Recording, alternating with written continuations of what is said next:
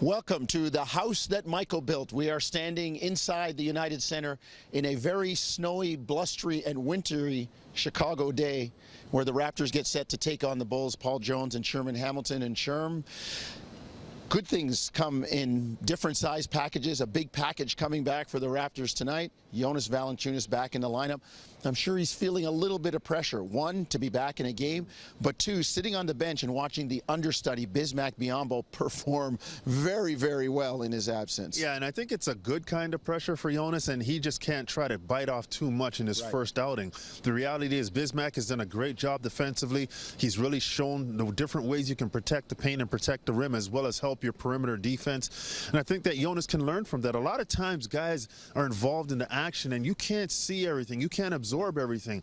You get a chance to sit down and kind of watch everything without being occupied. Sometimes it forces you to get introspective and look at what you can do to help your team be better. So I think it's a good time off. It's good that he's back, and it's good that he has something to look forward to in terms of challenging himself. Sure, let's look at a perimeter matchup tonight. A couple of guys who could potentially be all-stars, DeMar DeRozan and Jimmy Butler.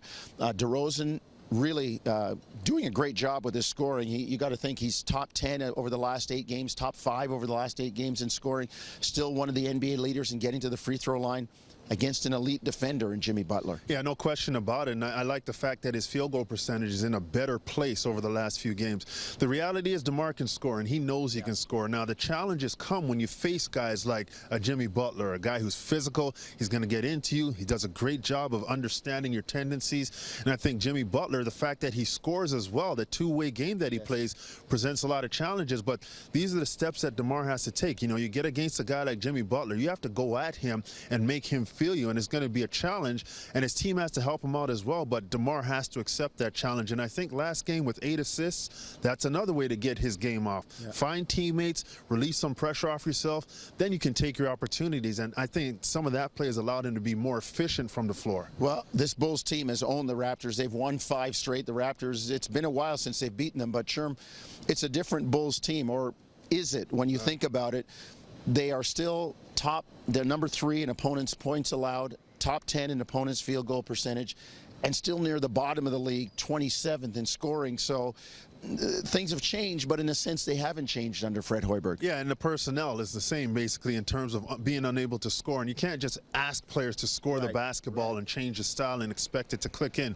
This is a defensive-oriented group, and the fact that they're good defensively, maybe it's different players that have to come in to change the offensive flow, but Jimmy Butler's carrying a lot of that flow, and not having a guy like Joakim Noah in the lineup, he facilitates so much offense in terms of being able to pass, scoring at times, and transition play. And Derrick Rose hasn't been healthy consistently, and that's impacted their ability to attack from the perimeter on a consistent basis. But Jimmy Butler's a guy, and he's going to present a lot of challenges, and this team will get after you. And the physicality that they play with is something that the Raptors are going to have to contend with and get over that from a mental perspective. Old school Eastern Conference basketball, we might see that tonight. Both of these teams 1 and 2 in games that are 1 possession with a minute to go, so we may see a close one.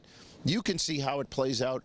8 o'clock tonight, Sportsnet 1, and 8 o'clock on TSN 1050.